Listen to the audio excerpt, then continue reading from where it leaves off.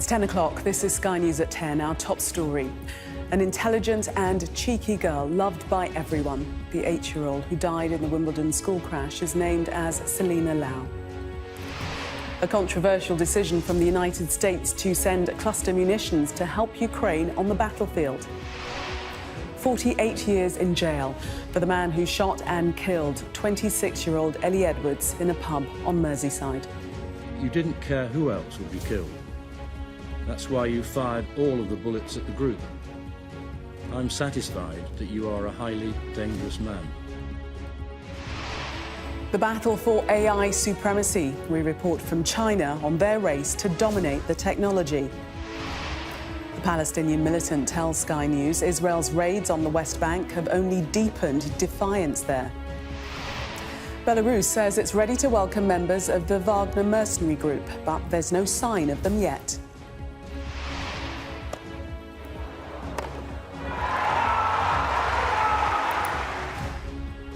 And have we seen the last shot from Andy Murray at Wimbledon? We'll take a first look at tomorrow's front pages in our press preview from 10:30.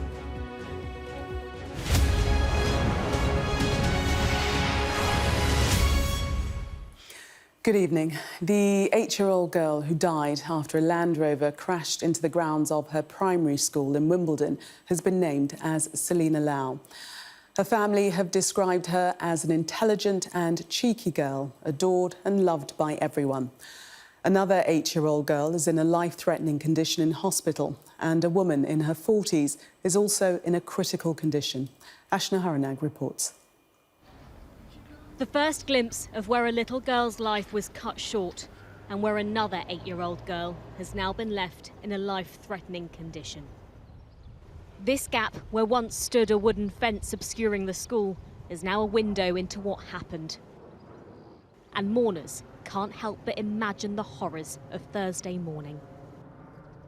I'm looking at this steel fence which has been put up and in the place of a wooden fence that was smashed down by a large Land Rover. These are very small, old roads with narrow pavements and lots of children coming every day, and I don't personally think that SUVs and four-wheel drives and Land Rovers should be on these roads.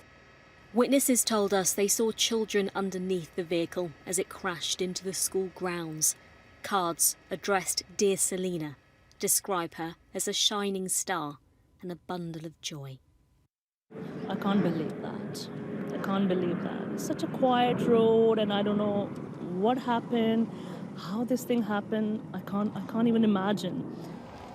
Questions that will take time to answer. A woman in her 40s, thought to be a parent or carer of a student, is in a critical condition in hospital. A number of others, including a 7-month-old baby, are also receiving treatment. At the parish church less than a mile away, it's the Reverend's first day. Her immediate task is to help this community start to heal. This is a devastating incident and, you know, nothing like it's happened before. So very much a community in shock, a community in pain, a community hurting. Now that the cordon has been lifted, it's the first time that we're able to see the extent of the damage that was done, only a few feet away from this main road. All day, people have been stopping by, having a quiet moment of peace and reflection, and adding to that growing garden of flowers and messages, an acknowledgement that what happened here has been devastating. A 46-year-old woman behind the wheel of the car who was arrested on suspicion of causing death by dangerous driving has been bailed pending further inquiries. The Metropolitan Police are keen to squash speculation and reassure people here. But for the family of the 8-year-old who died, no amount of support will repair their end-of-term terror. Ashna Haranag, Sky News in Wimbledon. The Pentagon has confirmed that the US will send cluster munitions to Ukraine as part of a new military aid package. Ukraine has been asking for the weapons for months, but they're controversial as they can kill indiscriminately over a wide area, threatening many civilians and their use. Well, our US correspondent Mark Stone joins me now. And as we say, Mark, highly controversial. This would be effectively carpet bombing that they're capable of.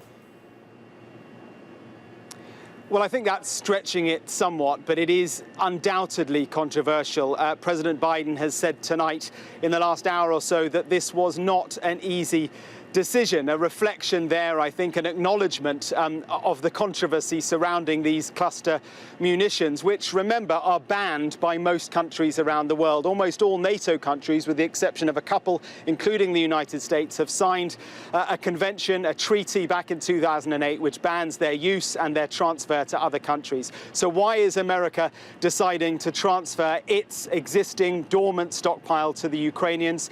Well, I think it's a reflection of the fact that the war for Ukraine is not going well. There is a gap in supply of more conventional artillery. It is also an acceptance that on the ground and in a military perspective, these cluster munitions will make a difference, because if they land on the battlefield in eastern Ukraine, they will, in the short term, cause huge damage to the Russian forces there. The problem is their legacy, because these weapons spread out bomblets over a wide area, and over a period of time, many of those do not explode, and when the war is over, the casualties are then civilians. So this is controversial, but America believes that the balance between the number of civilians killed by Russia and the number of civilians that could potentially be in danger by these cluster munitions, there is no balance, and on balance, it is better to provide these weapons now. But there's no question it is controversial, and I think many people will be very uneasy at this decision. America, some arguing, is losing the moral high ground by providing them. Mark, thank you. You are a highly dangerous man, and you had no thought for anyone else. The words of the judge as he gave a sentence of at least 48 years to the man who shot dead beautician Ellie Edwards on Merseyside. 23-year-old Connor Chapman fired a submachine gun into a crowd outside a pub on the Wirral on Christmas Eve. He'll be in his 70s before he's released. Inzamam Rashid reports. For this cold, calculated and reckless attack, Connor Chapman handed a prison sentence like no other. The 23-year-old found guilty of murdering Ellie Edwards 10 minutes before Christmas Day will serve a minimum of 48 years behind bars, thought to be the longest criminal life sentence in this country. You didn't care who else would be killed. That's why you fired all of the bullets at the group. I'm satisfied that you are a highly dangerous man. And if you're ever released, and considering your dangerousness, that might never happen, you will be on licence for the rest of your life. Evidence throughout this 4-week trial was overwhelming. Connor Chapman caught driving a stolen Mercedes onto the pub car park an hour before his attack. 12 minutes after his brutal shooting, he was spotted ruffling his long hair and dropping the gun as he walked towards his friend's house. And DNA covered on a red glove he wore that night, along with a bullet casing found at the scene of the murder. As Chapman was sentenced with this landmark punishment, some of Ellie's family waved goodbye to the man who's brought so much pain. Others shouted scumbag, but there was an overall sense of relief inside the court that justice had been served. Things need to change, and we've made a start with that, and I think the 48 years, if you think of picking up a gun now, you should think twice about it. Ellie's murder last year was the 5th fatal shooting in Merseyside, another ongoing gang feud which brought terror to this region's streets. And it was yet again this weapon, a Scorpion submachine gun used in combat, which ended another life. Although today was a success for this family, Christmas without Ellie will never be the same. A brother who says he's lost everything, a grandma who says she'll die with a broken heart, a father left questioning what would have been of this young woman's life. Inzamam Rashid, Sky News, Liverpool. This week on Sky News, we've been focusing on the fast-moving world of AI. And in an exclusive interview, Microsoft's head of artificial intelligence, Eric Boyd, has told us the tech giant's determined to push ahead with developing the technology. He says the disaster movie rhetoric that surrounds AI leads to misunderstanding. We've also spoken to the former Prime Minister, Sir Tony Blair, who says there's a level of ignorance about how to regulate. Here's our science and technology editor, Tom Clark. GPT-4 is the latest AI system from OpenAI. In 2019, Microsoft began its $10 billion investment in artificial intelligence startup OpenAI. The cash and computing power it offered helped give rise to ChatGPT, the most powerful language AI the world has ever seen. For Microsoft, the bet is AI will redefine people's relationship with computers. We now have machines that are so fluent in human language. Every place that you interact with the machine ought to be much more fluent in human natural language. And I think we'll start to see that change coming in a lot of different places as well. And it'll just really redefine the interfaces that we're used to, the way that you're used to talking to a machine. But ChatGPT is so good at imitating humans, the red flags have shot up. Even OpenAI admits the risks. My worst fears are that we, the field, the technology, the industry, cause significant harm to the world.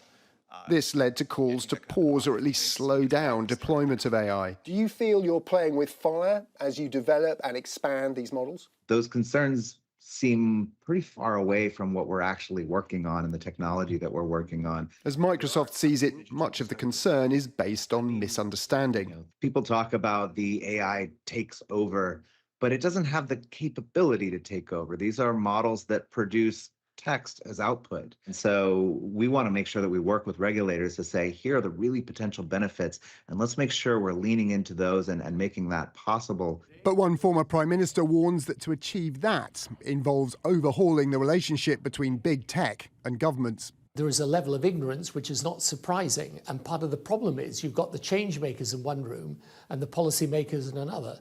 And one of the things my institute tries to do now is put the two together. China will come at this with a different set of priorities and perspectives, but it's also a leader in the AI field. I mean, along with the US, like so much else, the 21st century is going to be shaped in part by the competition between the two, in part as to whether it's possible to cooperate. Microsoft has stiff competition. Google is world-leading in its AI research.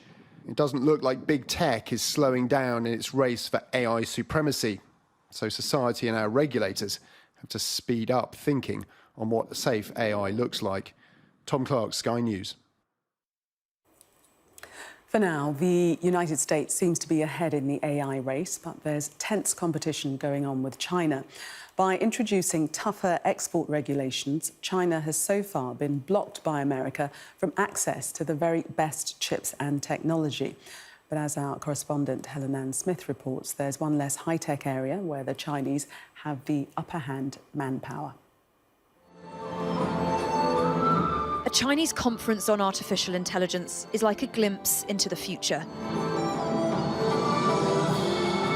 A display of the brightest and best in an industry set to change the world. A lot of things here are fun and for the crowds. But there is also serious innovation for industry too. And products that will truly change lives, like this rehabilitation aid that can read the body and feed back to doctors. I can't tell if I'm moving it or it's moving me, but it's a very strange feeling. The world is watching what's happening here. Is China winning the race to develop, and how will its capabilities be used? Baidu is China's equivalent of Google, and it's created China's best consumer-facing chatbot. And just listen, there's a pride and patriotic purpose to this work. We believe that AI is bound to provide a lot of support for the development of industrial intelligence. When Baidu and Chinese enterprises develop AI technology, we follow our president's command, setting our sights on health and safety of the people and major scientific needs of the country. And China is making exceptional strides in some areas, particularly in military and cybersecurity fields. It's why America recently imposed strict new regulations, blocking China's access to the most advanced chips and technology. The so-called CHIPS Act is China's key challenge in this field, and it could be extended further as that competitive relationship with America deepens. Most experts agree that China is still a little behind the US, but it does have other strengths and advantages, and some are more traditional. And to understand that, we've come here, to a tiny town over 1,000 miles from Shanghai in the rural province of Guizhou. This place has become known as Data Labeling Town, a place where workers manually describe images to teach the AI what it's looking at. It's vital and an area China is winning because it has an abundance of affordable labour. Su Yongjiang and his friend have just arrived here. They're students, they tell us, and will do data labelling on the side. I feel I'm benefiting from AI, he says. It's good to earn money and make a living, he adds. But if people power is a strength, then regulation could be a drawback. And experts say China will likely go further than others. The heavy-handed regulation will hold the industry back. This sense of uncertainty. It's very unclear, I think, for tech companies what's allowed and what's not. And so they're going to be very, very hesitant, I think, in ways that they might not have been, say, in like 2015. This industry is developing so fast, it's hard to predict what will come next. But China is a serious player, and it is catching up. Helen Ann Smith, Sky News in Shanghai. Sky News has spoken to a Palestinian militant fighter who says the recent Israeli operation in the occupied West Bank has only served to deepen his resolve. The Israelis have now withdrawn from the Jenin refugee camp, leaving an uneasy calm with no apparent signs of hope for a peace process. Alex Rossi reports. The Israelis have withdrawn and a calm has returned to the refugee camp, but the militants who were targeted remain defiant. We were taken to meet this fighter from one of the main brigades. Salam. And he claims, although it was the biggest military operation in 2 decades, the IDF achieved nothing.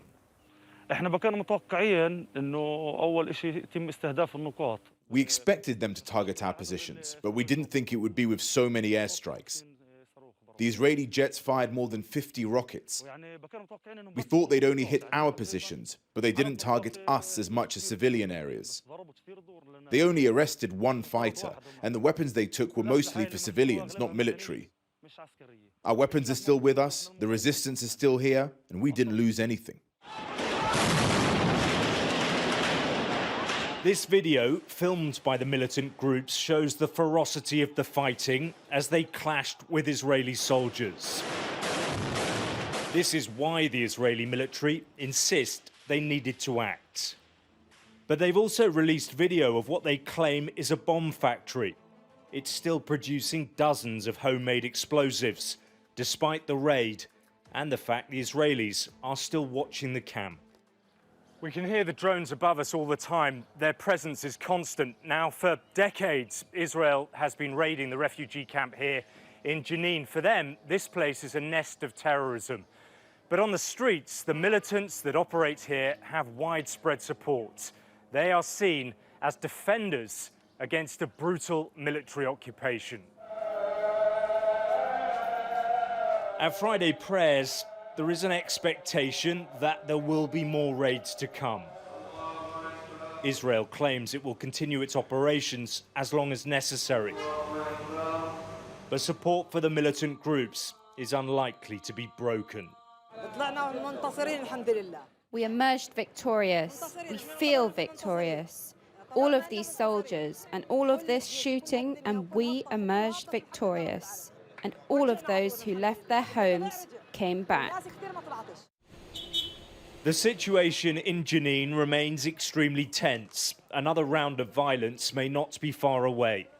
And with no political solution on the horizon, the peace process effectively dead, there's no optimism that anything will change. Alex Rossi, Sky News, in the occupied West Bank. The global shipping industry accounts for 3% of all gases that cause climate change. Now, in a unanimous agreement, 175 countries have pledged to reach net zero by 2050. Today's deal has been hailed as a positive step, but environmental groups say it doesn't go far enough. Our climate change correspondent, Hannah Thomas-Peter, reports. Cargo ships are the lifeblood of international trade. But it's a polluting business, and this hard-to-regulate industry has been under pressure to clean up. Now the United Nations International Maritime Organization, known as the IMO, has promised for the first time to get shipping to net zero carbon emissions by or around 2050. As you know, the maritime decarbonization strategy has been one of the most important topics for last over 10 years. Shipping emissions are currently a big problem. Global shipping carries about 90% of the world's traded goods and produces nearly 3% of all carbon emissions, about the same as emitted by Germany every year. For some, then, any progress is good news. What was agreed here at the IMO in London is the first time ever that we have a greenhouse gas emission strategy, a decarbonisation of shipping, the international shipping industry. It's a very important sector. We can't say we're ever going to abandon shipping anytime soon. It's been with us for thousands of years, but we need to decarbonise.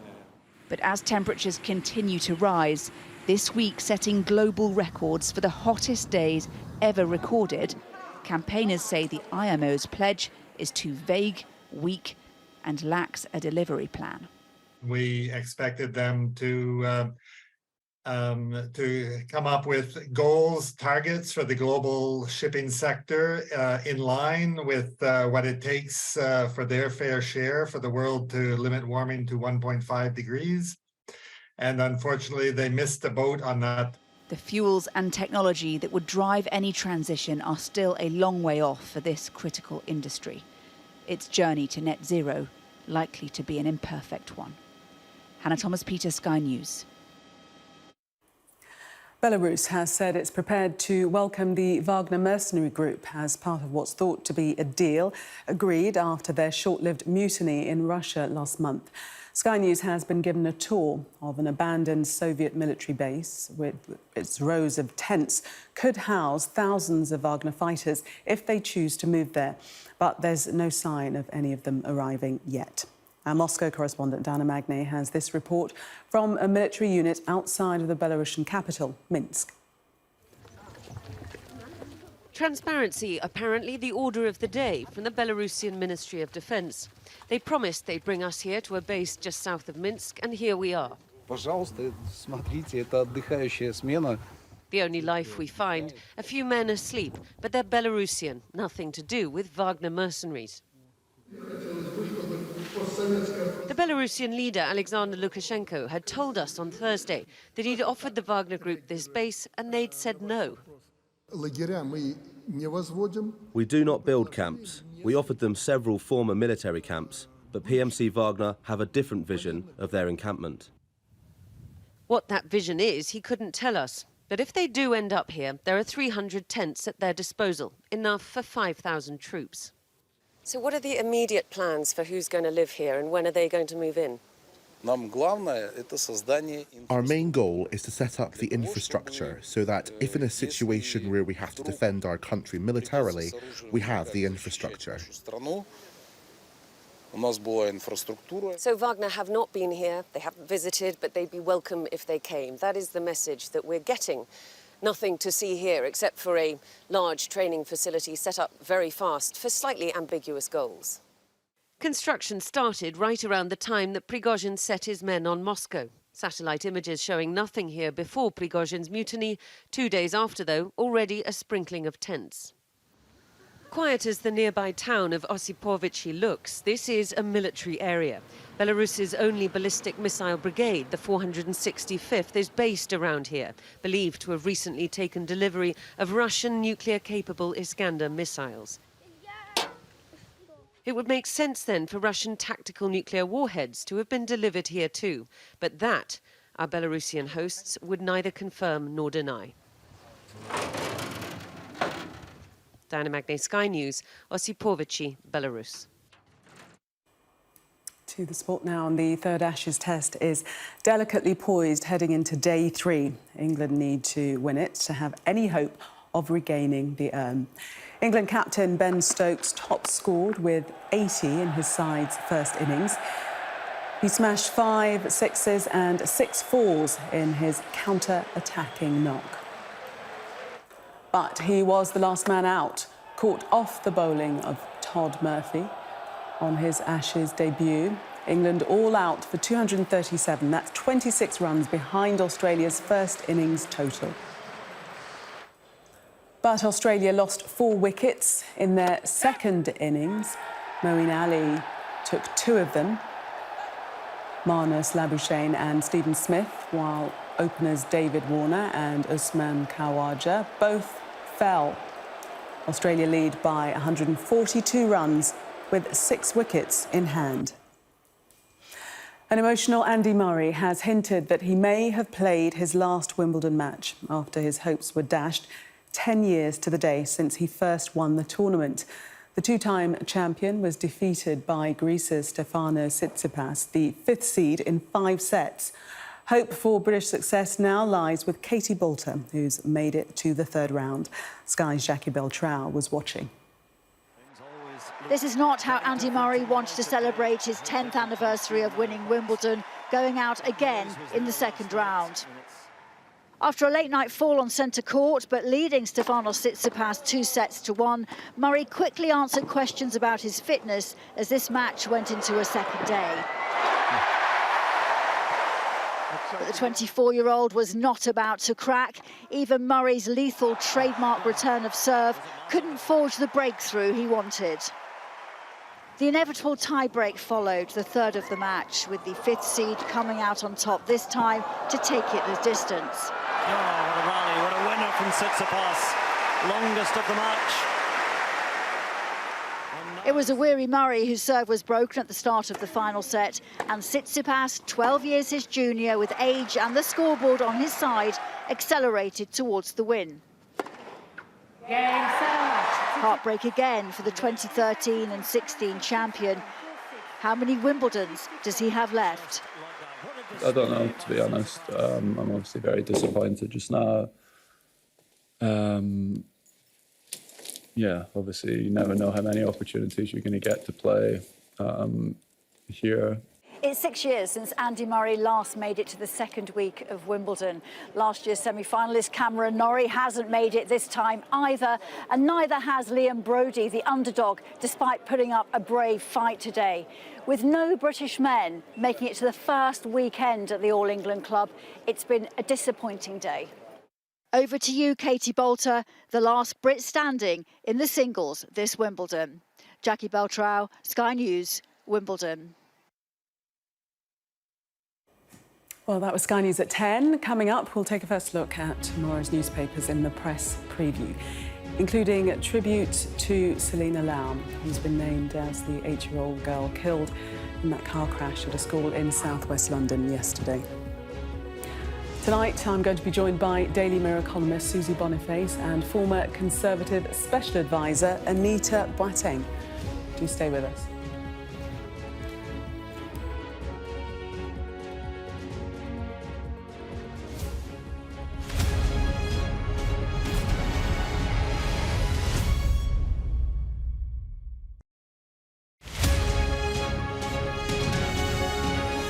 There's been a survey conducted, which Barclays did, which interested me, because it showed that while 3/4 of people wanted to make their homes more energy efficient, there was a big misconception about both the time that the works took and the cost.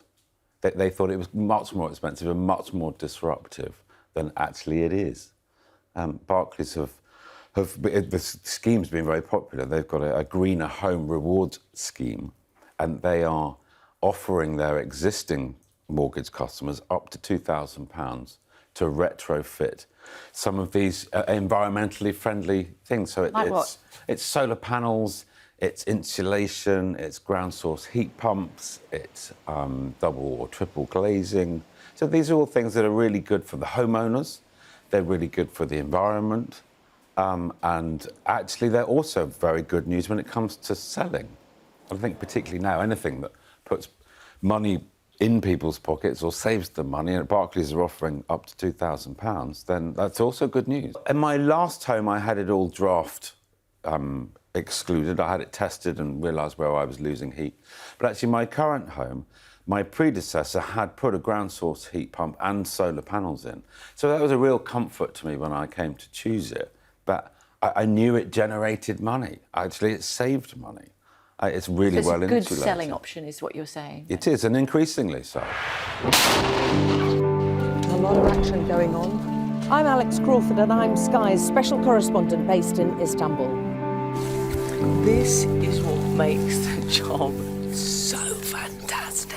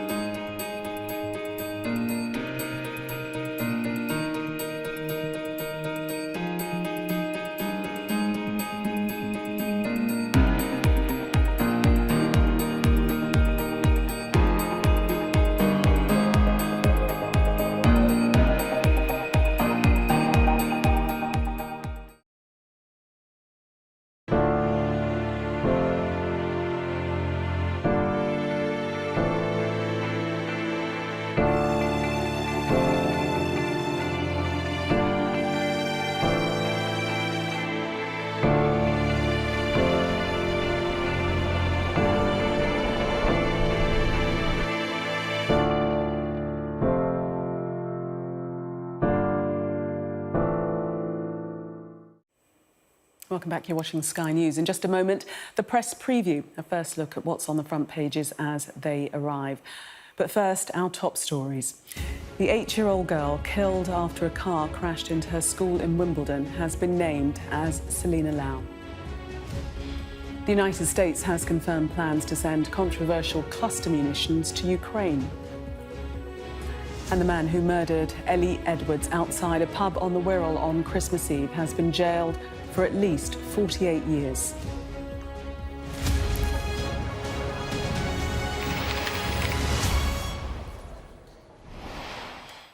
You are watching the press preview, a first look at what's on the front pages as they arrive. And it is now time to see what's making the headlines with Daily Mirror columnist Susie Boniface and former Conservative Special Advisor Anita Boateng. They'll both be with us from now until just before midnight. So let's see what's on some of those front pages for you now. Well, the Times reports on the pressure on Rishi Sunak to give millions of public sector workers a 6% pay rise alongside a tribute to the 8-year-old girl killed in yesterday's Wimbledon crash. The Mirror carries the same photograph as well as a message of thanks from Fiona Phillips for public support over her Alzheimer's battle. The Express reports that the Prime Minister has been urged by fellow Conservatives to talk up Brexit. The Daily Mail reveals that Westminster has more electric cars than 6 major northern cities combined. The headline, proof politicians are out of touch on electric cars. The Guardian headline reads, egg or dairy found in a third of vegan products, and also reports on Andy Murray's crashing out of Wimbledon. Mickey Mouse versus Home Office. The Eye reports on the removal of Disney murals at a children's asylum centre.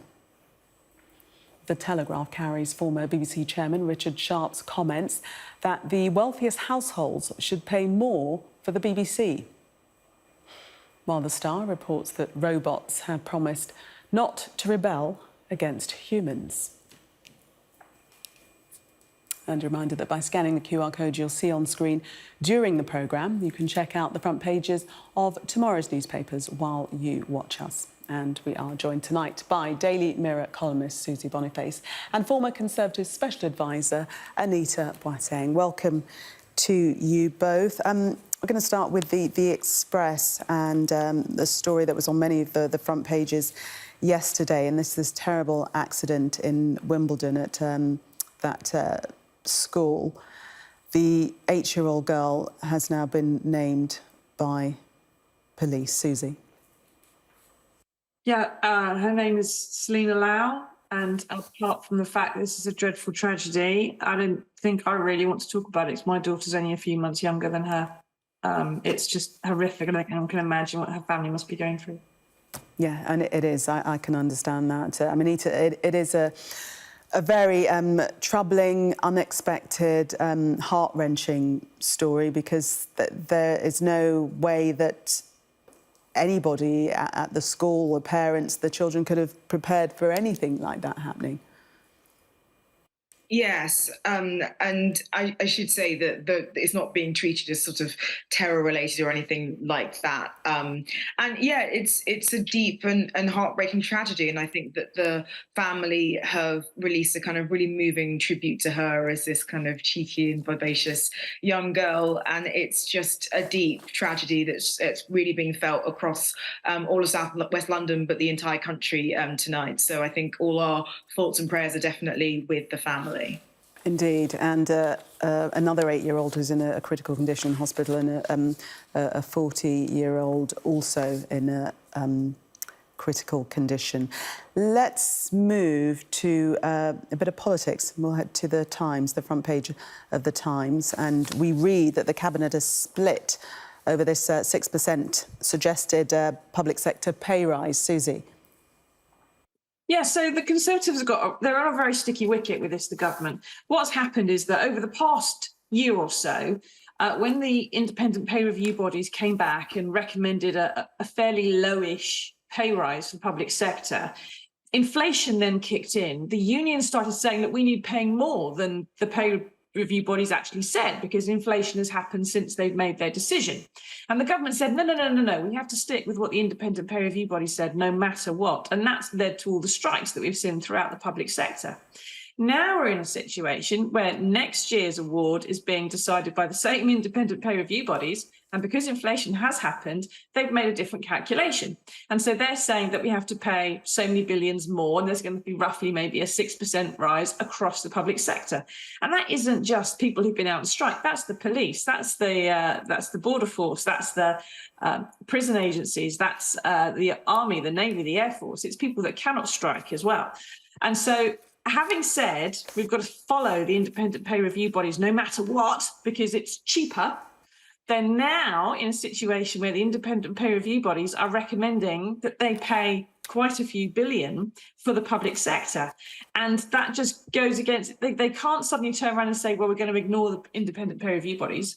And at the same token, they can't turn around and say, well, suddenly we found billions of pounds, because all those things would make them look like they were lying last year. And what no one is really talking about is when you do have pay rises for the public sector, about 80p in every pound comes back to the Treasury in some way. It grows the economy, it's a benefit, it's a boon to other people, it gets spent, there's tax, there's more pension payments, all the rest of it. There is actually a reason that you would, economically speaking, try to grow the public sector a bit or pay it a bit more money, because that, makes all the dashboard light up in a positive way. But this particular government doesn't want to do that kind of thing. So it's sort of stuck between a rock and a hard place. And Anita, in terms of the cabinet split, we read that 5 cabinet ministers are urging Sunak to respect the recommendations of the independent pay review bodies, and that's obviously in an attempt to prevent further industrial action. Well, yeah, I think the government is on a sticky wicket. I disagree with which sticky wicket it's on. It's on a sticky wicket because the reality of public finances, inflation, and the need to recruit and retain is a really, really difficult balancing act. So it's unsurprising that the departments where the independent pay review body has come back with sort of between roughly sort of 5 to 6% recommendations for pay rises are the departments where, according to the Times, ministers are sort of privately urging that be committed to, but not from existing budgets. So it could cost as much as sort of 5 billion to pay for all these pay rises, which, if that has to come from existing departmental budgets, would mean them having to make really difficult choices about how you can fund and deal with, for instance, the NHS wait list if you're also trying to give junior doctors a 5 to 6% pay bump. So these are really, really difficult decisions. And to be clear, the reason why this is so tough is because the government has the option of borrowing additional money or increasing taxes. Now, cost of living is really biting. And so increasing taxes at this moment, where taxes are already at sort of 30-year highs, would be, really tough for people who are starting to feel the pinch. Likewise, borrowing is more expensive than ever because interest rates are really high to deal with inflation. So borrowing, I think in December, was around sort of £17 billion for a single month, which is the highest it has ever been on the ONS's record. So there really, really are no easy choices. And that is why the government has got itself, is in this very difficult position. And just to say, whether it would be a Labour administration or a Conservative administration right now, they would all face that exact conundrum. And it's exactly what's playing out across a lot of countries in Europe. Staying with politics, we'll have a look at the eye, but this political story involves Mickey Mouse, Susie. How so?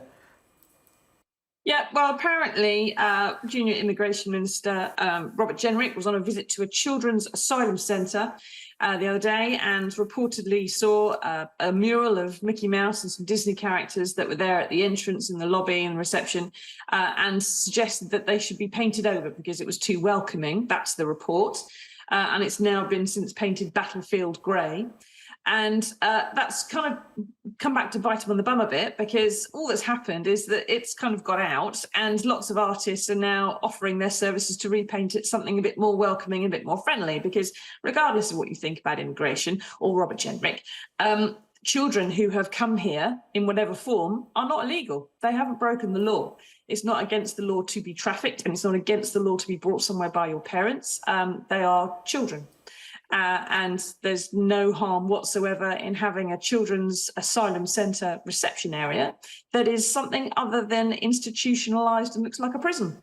So all that happens is it's another way that the Tories have managed to make themselves look heartless. And Robert Jenrick may be a lovely bloke. Their policies may not be heartless, but it's the kind of thing that the optics of it just make it look incredibly heartless. And then, of course, if you also believe their policies are heartless, it all adds to perhaps why they are so far behind in the polls when it comes around to people considering what's going to happen at the next general election next year. Anita, the optics on this just simply don't look good, do they? We read that officials accuse him of competing with his boss, the Home Secretary, Suella Braverman, to be toughest on migration. It's not a good look.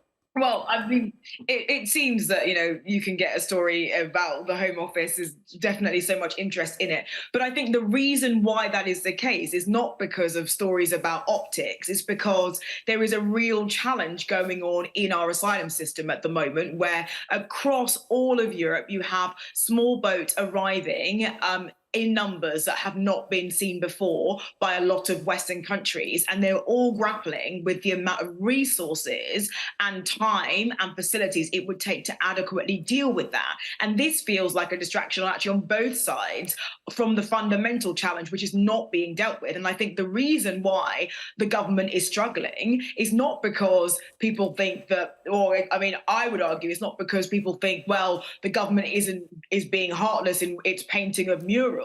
It's because there is a perception there isn't a grip on this issue. And I don't think there is enough serious conversation on either side of the political divide about their actual solutions. Both sides seem to say, well, what we want to do, and Labour in particular, we want to make sure we attack the criminal gangs. Do you think the government hasn't been trying to deal with that problem?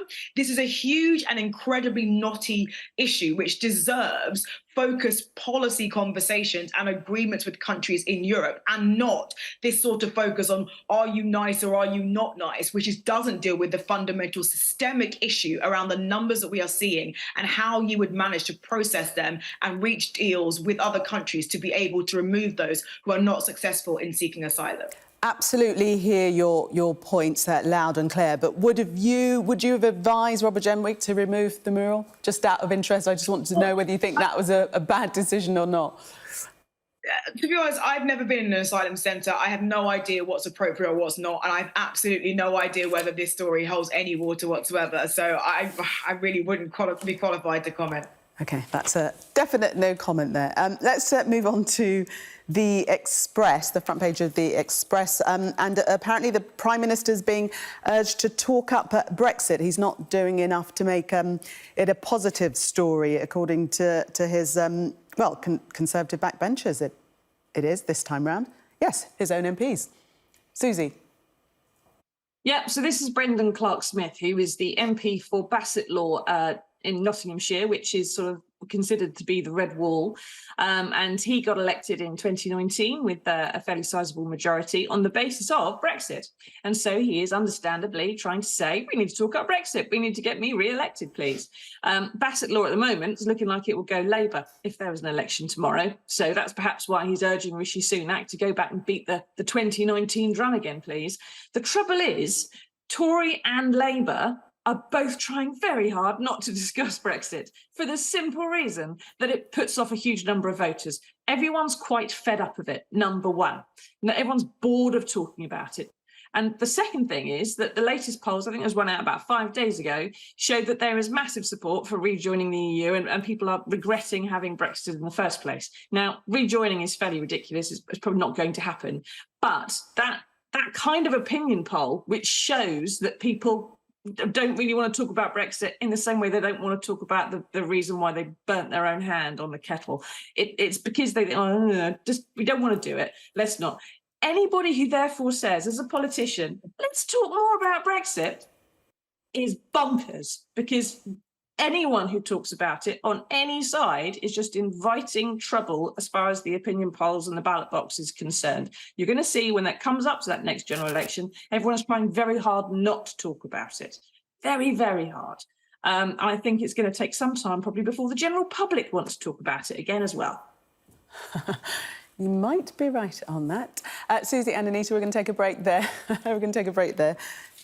Do stay with us. Coming up, we'll discuss this story on the front of the Telegraph, that the US could back Britain over Ukraine NATO bid. Stay with us for more on that and other stories.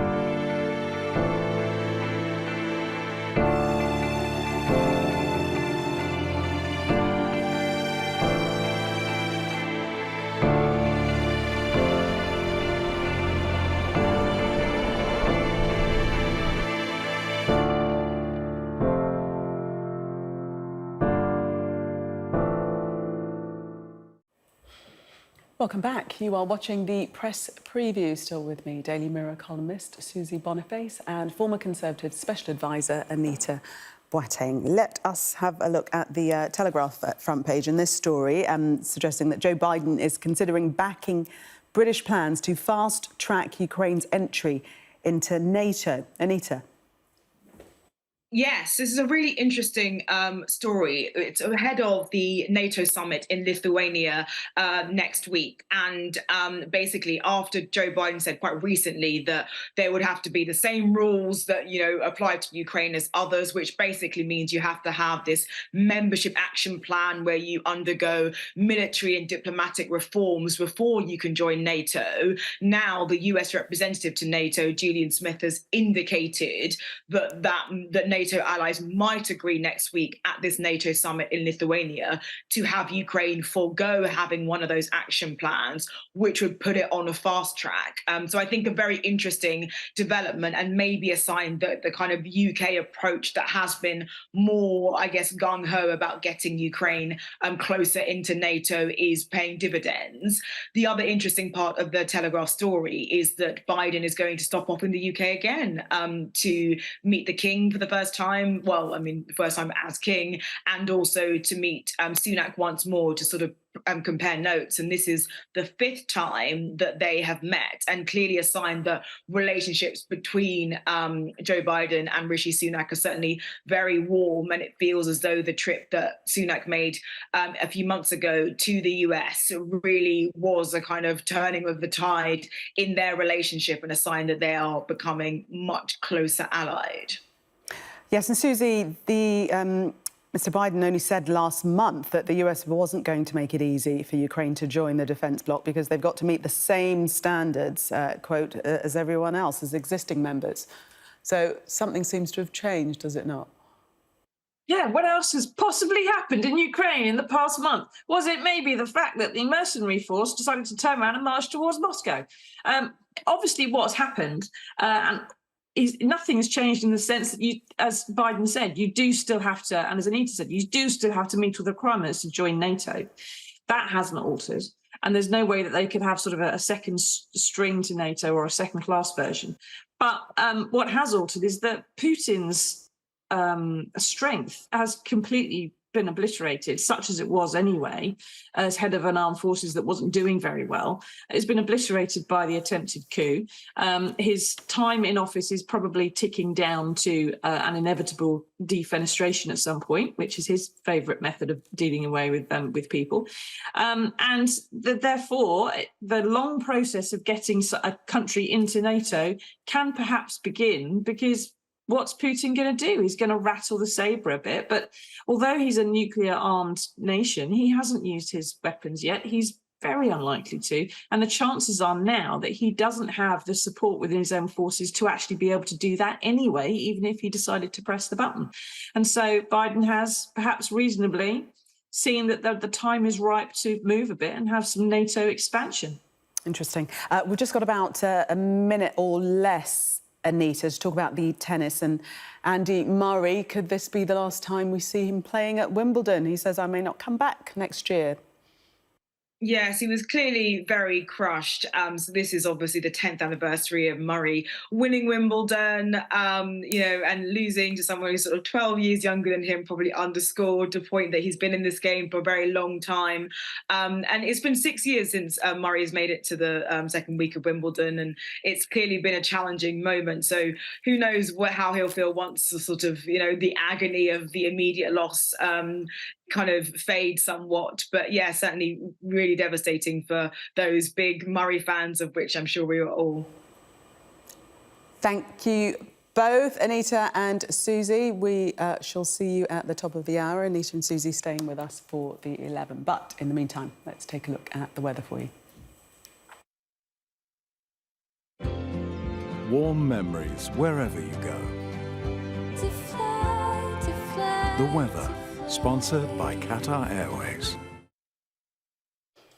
Well, Saturday is promising to bring us some very active weather as some heavy thundery downpours sweep across the country.